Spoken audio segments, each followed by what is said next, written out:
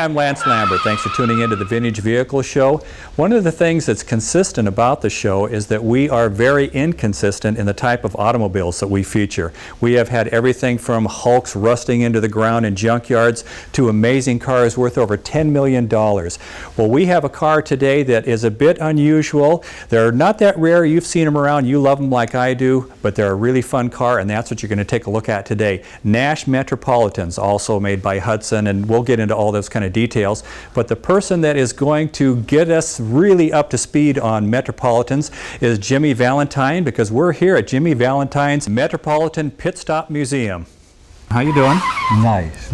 Nice to talk to you, Lynn. Yeah, it's good to talk to you. The Metropolitan is an unusual car, even back in the 50s when there were a lot of unusual cars out there. How did such a car that's so small and different than other cars at the time, how did it come about?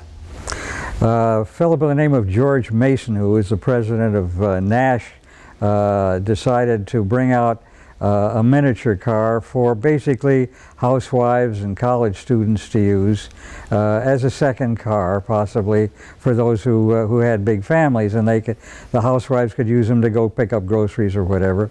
The concept was to come up with a car that would sell for about $1,000, and Mason explored the idea, realized that there would probably be a market for that, and looked into the possibility of Nash making the car.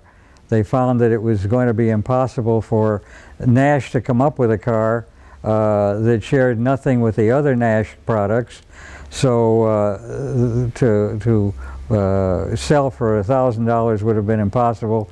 It would probably have been a $2,700 car. So he shopped the world to see if he could find any European companies that could make the car for them. They all turned them down, and eventually he ended up with BMC in England. British Motor Company. British Motors Corporation. They said they could build the car for him using parts from existing cars that they were already producing or had been producing. I know a lot of people think that the motors are out of MGs or Austin Healey's, but you were saying earlier to me that it's a real combination of all kinds of parts, right? Yes, the drivetrain is basically Austin.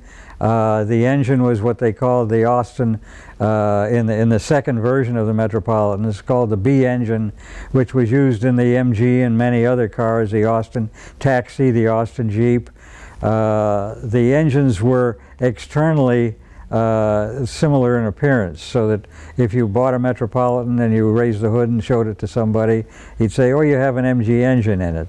That engine was basically used, the same B engine was used well into the 70s by MG. It was retired, of course, as far as the Metropolitan engine when they stopped making Metropolitans in 1961. And these cars were actually manufactured in England and shipped here. I mean, parts were shipped there and then it was back here, or how did that all come about? The entire car was made in England, and all of the parts on it were British, were English, and for the entire time that the car was manufactured, which was 8 years, then the whole thing, as I say, was made in England. There was talk about bringing the dies over and manufacturing it in this country, but they found that they could not use the dies in what became the American Motors plant, so they would have had to completely redo the dies, and that's when they decided to kill the car. The car, for lack of a better term, has a lot of the warm and fuzzy going. I mean, this is a cute little car, and I know there's some Metropolitan owners out there that might not appreciate that description, but these are a car you have to love them. You want to hug them so much. They're so cute. But when they first came out and they were going for that housewife market or the second car market or the student market, did some of the people go, hey, this is kind of a neat little, almost a sporty car, or is somewhat a sports car because of the running gear in it, or did it just stay with that original market that they were going for? It pretty much stayed with the comfortable market rather than a sports car market. It's always been a car that's artistically been accepted by people as being it's a very rounded car. You know, the fenders are rounded, the doors are rounded. It has a very unique shape to it with the fender wells not cut out. the belt line extending across the door that's slightly dipped with the vertical lines. That was a Nash design at the time, and they kept that in most of their cars. And just the overall look of the car has kept it very attractive, especially to people that have an artsy feel to them. They like something that's different. Now, speaking of different, you have something over here that I understand there are only two made of, and now there's only one that survives, and it's right here. So can we take a look at that? Yes. All right. Let's go on over.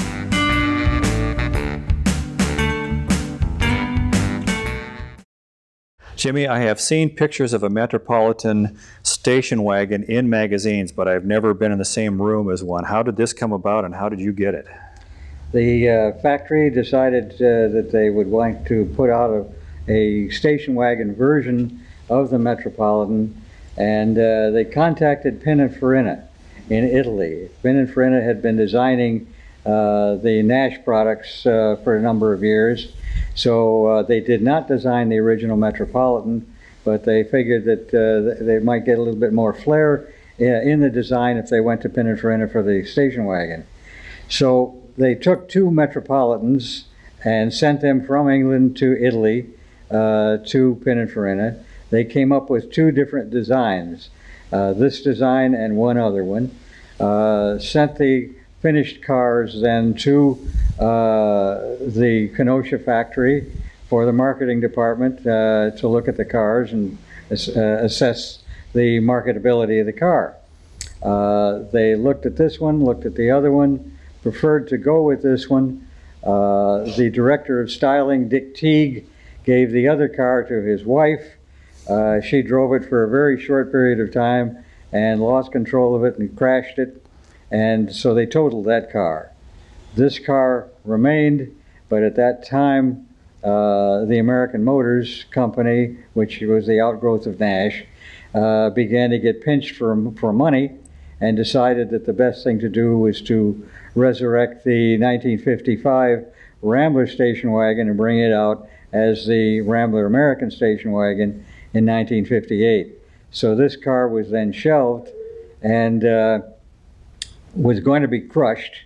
And one of the engineers at the time that would work at the company had heard about this and had seen it. The engineer wanted to buy this car, and it was a policy of American Motors never to sell a car that was a design car, because by law they had to supply parts for the car. So they were going to crush the car. The engineer decided to try to go through the boys of George Romney, who he was tutoring. Their grades had come up considerably, and so he went through the boys to Romney and said, "I'd like to buy the car." And Romney was very happy with the improvement that had come with the boys' grades, and so he said, "All right, we will sell you the car, but you understand that we are not going to back the car up in any way, and you being an engineer who works here, you know that there's no way that we can back this up." And he agreed, and so he purchased the car, drove it for a number of years in Detroit, and then eventually put it in his garage with the idea of restoring it. And about that time I came along and purchased a car. I bought it in Bloomfield Hills, Michigan, and drove it back here. And it was quite an amazing trip, considering it was done in December with snow on the ground and snow around. And this car handled as well, if not better, than a stock Metropolitan. It's much more stable. And Jimmy's museum is here in North Hollywood. How was the reaction of people when you came driving along in this car in North Hollywood? Well, I got a crazy reaction on the road, for one thing, because when I was driving the highways, of course, the 18-wheelers would go by me and almost blow me off the road, because I was playing it safe with the car and staying to about 45 miles an hour coming back. So, but as the drivers would go by, they'd hang out the window, you know, and take a look at the car if they could. At least if they had a passenger, the passenger was always hanging out and giving me the thumbs up. Do you think their choice of not making this and going to the Rambler American and turning that into a station wagon was a good choice? Do you think this would have been a seller had they chosen to make this a wagon? Well, virtually everybody that we've showed this to has said, that, especially the Metropolitan owners, has said they would have purchased one.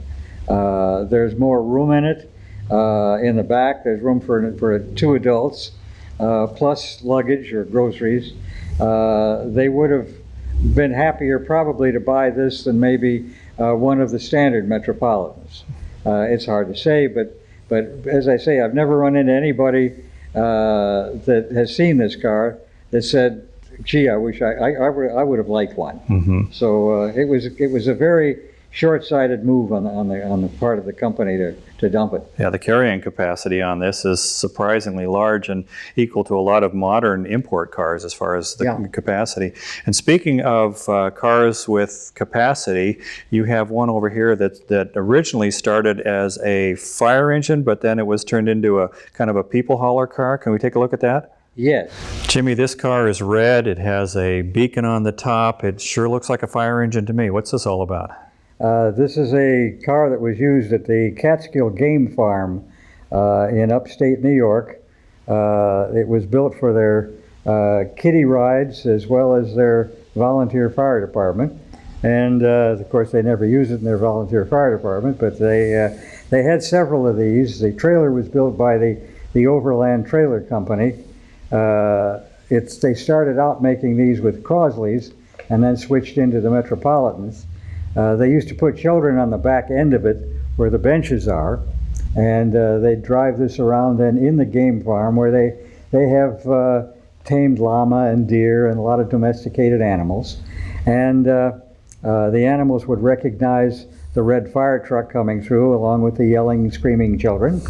And they'd come up and the kids could lean over and feed them. And they used this for a number of years. We've had any number of customers that have come in here and have talked about, gee, they remember riding this when they were a kid. And it's really been fun to talk to people about their rides on this.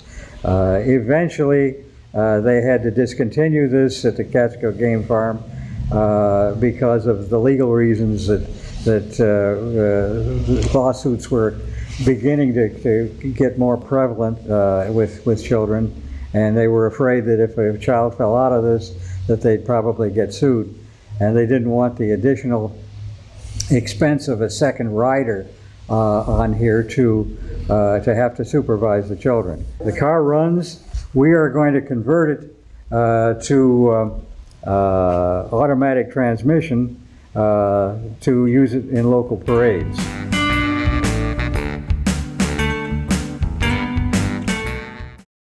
Jimmy, here at the Metropolitan Pit Stop Museum, you have cars on display in your facility, but I understand you also do restoration, mechanical work, supply parts for these cars?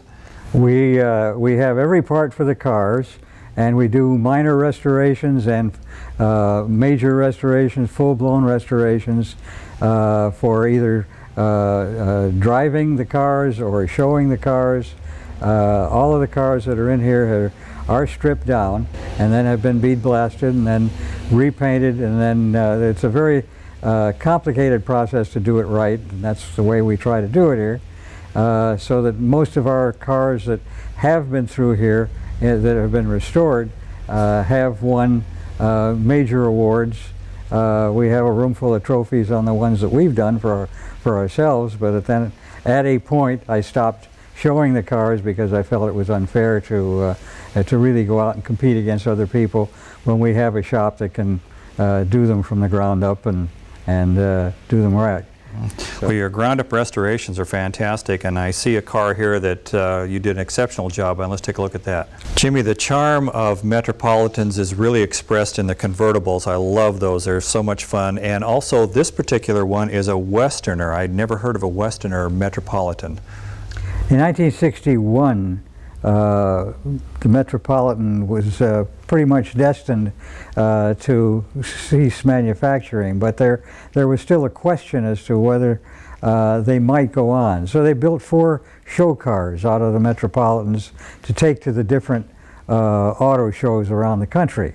The one that was used for the West Coast auto shows from Arizona to Washington, all of the auto shows, was this one called the Westerner.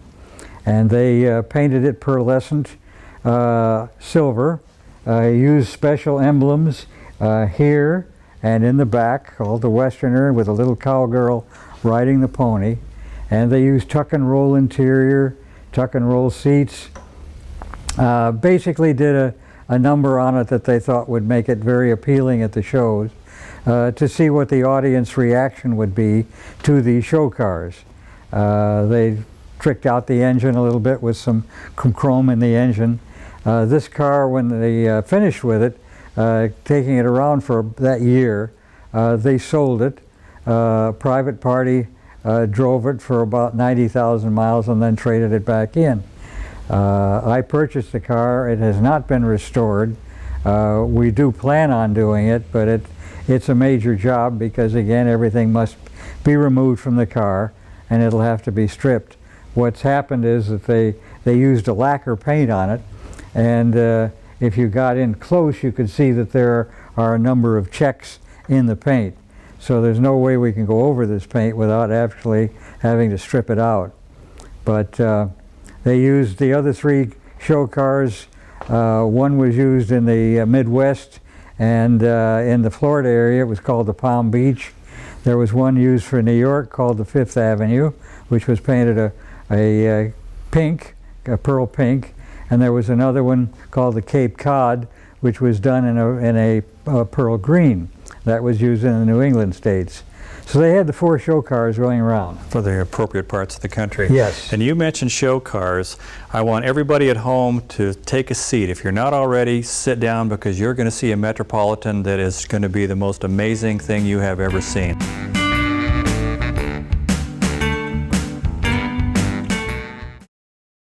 Jimmy, I don't even know where to start with this. This is so George Jetson.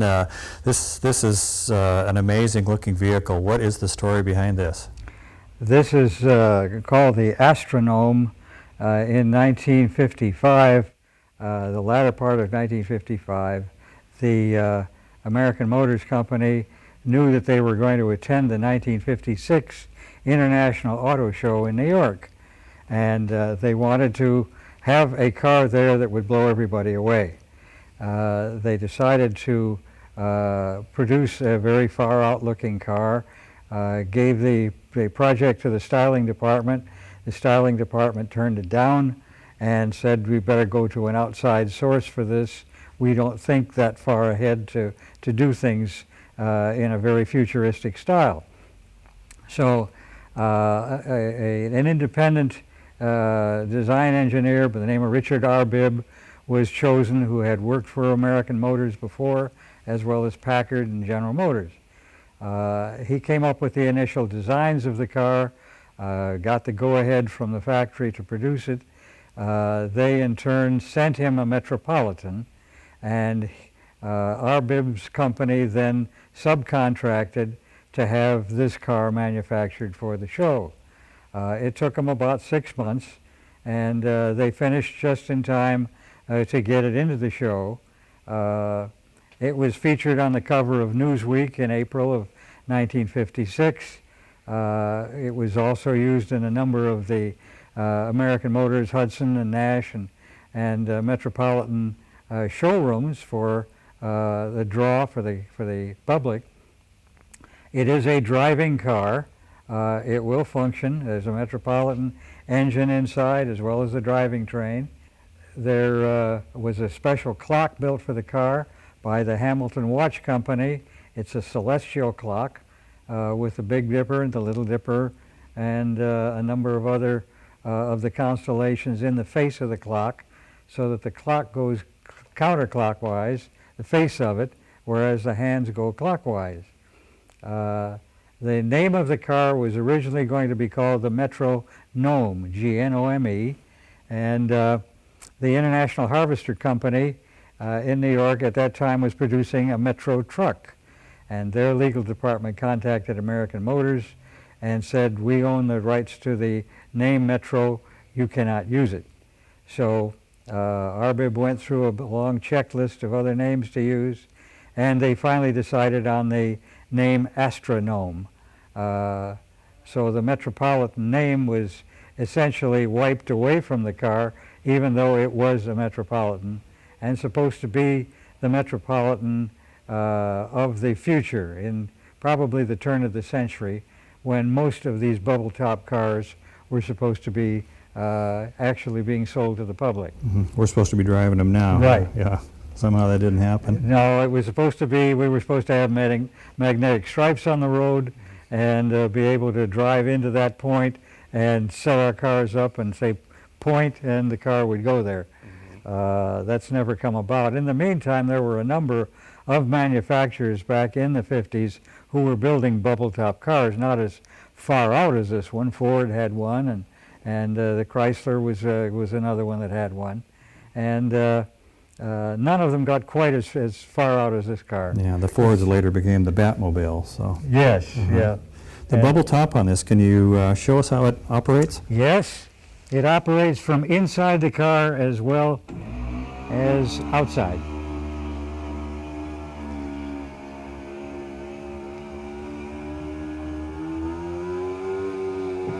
So you'd climb in the car and then reach inside and throw the switch and it would come back down. Yeah, there's another joystick in the car. You pull that and it will come back down again. It comes down much quicker than it goes up.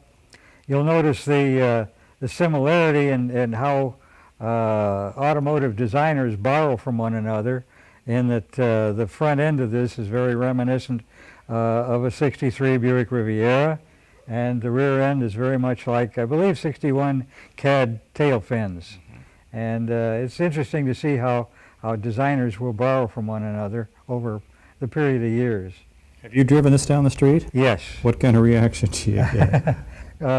Quite fantastic. The kids that are walking can't believe what they see, and everybody points. But it's much the same as you get when you drive a normal Metropolitan too. You get a lot of that reaction from people that, again, with thumbs up, and they'll come up to you and talk and say, "Isn't that a cute car? And my aunt had one, or I wish I had one." Well, the thumbs up you would get with this, I think, would be followed by somebody walking into a telephone pole because they were so shocked at what they were seeing. Yeah, it was quite a design, and quite unique. Looks very much like a Jetsons car. I've heard lots of rumors that it was used in different space movies. Unfortunately, it wasn't, but it did get a lot of publicity back in the 50s, and that it was used for a lot of as I said, dealer showroom promotions, as well as promotions for Alcoa aluminum, because the whole body is aluminum. So Alcoa used it for quite extensively, and Arbib had designed some special luggage that would fit in here too. And the luggage manufacturers were also using this to promote their luggage. And well, if the viewers want to see this car and all the other wonderful cars that you have here, where is your museum located and when is it open? We're in North Hollywood, California. We're open Monday through Friday from 10 a.m. to 6 p.m.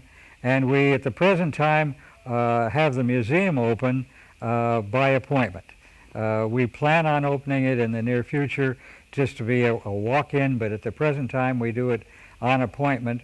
We have the parts department here also, and that is open the same time. However, the parts department being separate, that's open, of course, Monday through Friday from 10 to 6, as well as our shop. Well, if the viewers look at the screen right now, you can see some more specifics on where you can see this at and when you can see it. Jimmy, thank you very much for taking the time to be on the show today. You're very welcome. It's been my privilege. Well, thank you.